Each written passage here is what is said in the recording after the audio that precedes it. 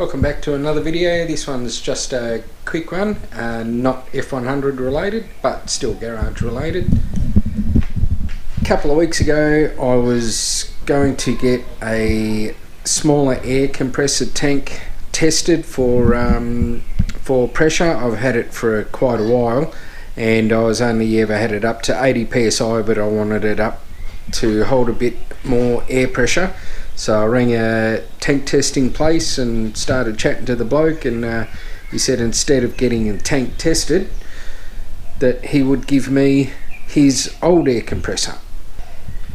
The problem with this one is that the crankshaft on the compressor pump is snapped in two pieces, and the guy just didn't think it was worth it to have that compressor pump repaired when you could just go out and buy a new one.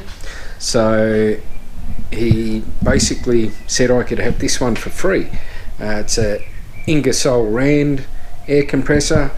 It's got a 10 horsepower 3-phase motor on it, which I've put on Facebook Marketplace. It still works, there's nothing wrong with it. I electrically tested it, all the windings are good, there's no shorts or anything like that, so the motor is still good.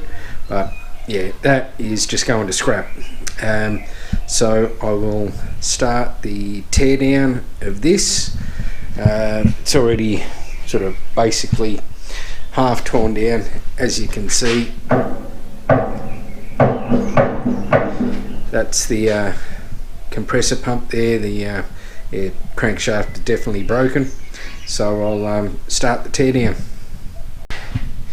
And here we are. I've disassembled the air compressor. Again, that's going to scrap, and hopefully someone wants to buy that. Had a bit more weight in it than I expected, but still managed to get it off. My plans for this are, this is just going to be an air receiver tank. I'm not putting another motor or pump or anything on this. I'm going to take my bigger air compressor and hopefully that will fit on top of this plate here, and I will semi-permanently bolt that compressor onto this to give me hopefully around about 250 litres worth of air. This one has a 50 litre tank on it. I think the guy said this one was about 200, but it looks maybe around about 150 maybe, if that. But yeah, we'll see how we go. Can't read the plate properly, so can't really tell you. But what I'll do now is I'll get stuck into giving this a good clean up and straightening that foot down there, and eventually putting some wheels on it so I can keep it mobile. Righto, it's next day. It's early enough now for me to start up the air compressor just to see how long it takes to fill. I've set up a stopwatch, and here's a compressor, and let's see how it goes.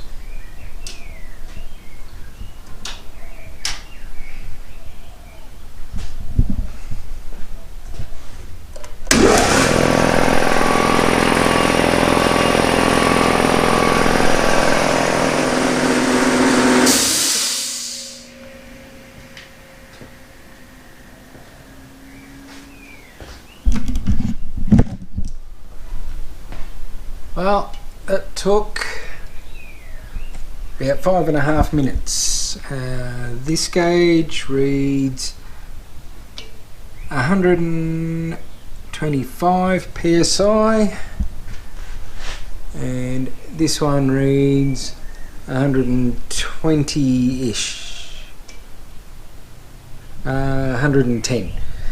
So there's around about 10 psi difference between the two gauges, which personally neither here nor there. I'm happy enough with it.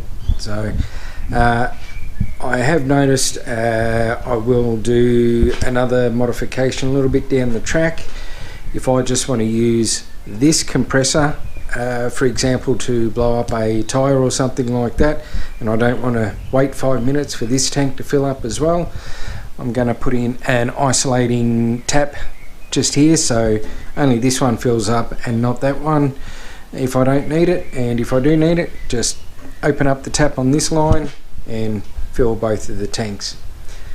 Now all I've got to do is find somewhere to put it. Here is the compressor in its final spot. I did move the V8 to fit it in there. I did manage to fit the engine crane next to it, but it's poking out a little bit, so probably a bit of a trip hazard, but I'll just have to remember not to trip over it. I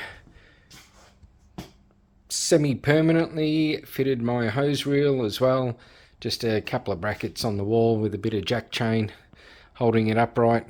There's my most commonly used air fittings just hanging off the bottom of the hose reel there. Anyway, there you have it. Thanks for watching.